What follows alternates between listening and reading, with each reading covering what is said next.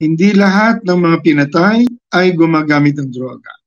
Hindi lahat ng mga gumagamit ng droga ay nagiging kriminal. Hindi naman porke kriminal, pwede nang patayin. So, may pag-aabuso din sa pagtugon doon sa abuso ng abuso. Ang ginagawa naman ngayon ay pinapatay. So dito naman yon, dumadami ngayon ang biktima. Noong una, may biktima yung ilang abusado, pero ang naging tugon naman, mas dumami yung pinapatay, mas dumami yung nasasamantala dahil sa maling polisiya. Ngayon, kapag dumadami yung pinapatay, nadadagdagan din yung ibang biktima. Sino pa yon? Yung mga pumapatay. Kasi alam mo, biktima rin sila.